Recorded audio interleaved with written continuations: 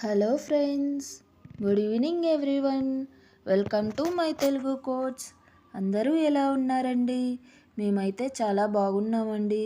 మీరు ఎలా ఉన్నారన్నది కామెంట్ చేయండి. ఈరోజు రెసిపీ వచ్చేసి బీరకాయ కర్రీ అండి.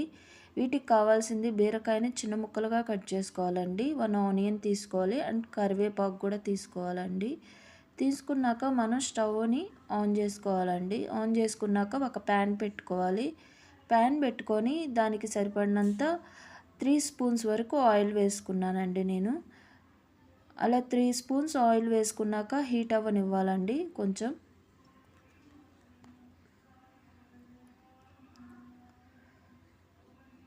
అలా ఆయిల్ కొంచెం హీట్ అయిన తర్వాత మనం పోపు దినుసులు వేసుకోవాలండి. పోపు దినుసులు కూడా కొంచెం వేగనివ్వాలండి. అలా చిటపటా సౌండ్ వచ్చినప్పుడు పోపు దినుసులు వేగినట్టు అండి.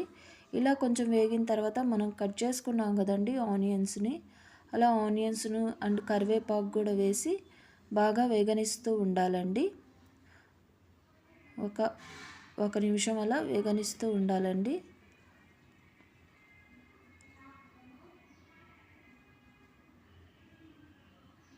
అలా వేగనిస్తూ ఉన్న తర్వాత మనం కట్ చేసుకున్నాం కదండి ముందుగా బీరకాయని, అలా చిన్న ముక్కలుగా కట్ చేసుకున్న ముక్కల్ని అందులో వేసేయాలండి.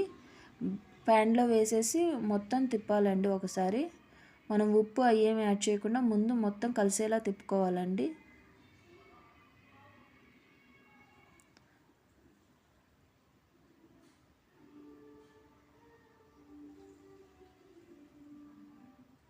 అలా మొత్తం కలిసేలా తిప్పుకుంటూ ఉండాలండి.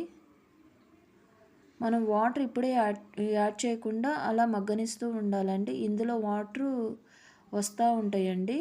వాటర్ ఏమి యాడ్ చేయవద్దు. మనం ఇప్పుడు లాస్ట్న యాడ్ చేసుకుందాం. ఇప్పుడు దీనికి నేను 1 స్పూన్ వరకు ఉప్పు తీసుకున్నానండి. అలాగే 1/2 టీ స్పూన్ పసుపు తీసుకున్నాను. ఇలా వేసుకున్న తర్వాత తిప్పుతూ ఉండాలండి. ఒక 2 మినిట్స్ వరకు అలా తిప్పుతూనే ఉండాలి.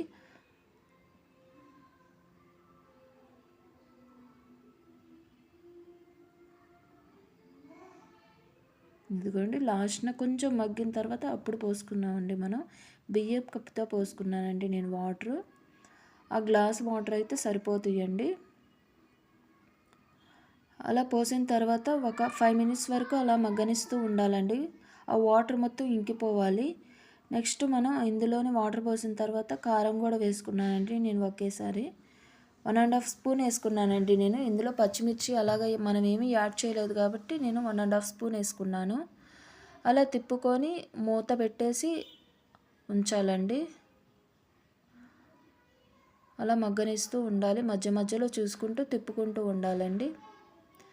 ఎంతో రుచికరమైన బీరకాయ కర్రీ రెడీ అండి. Thanks for watching.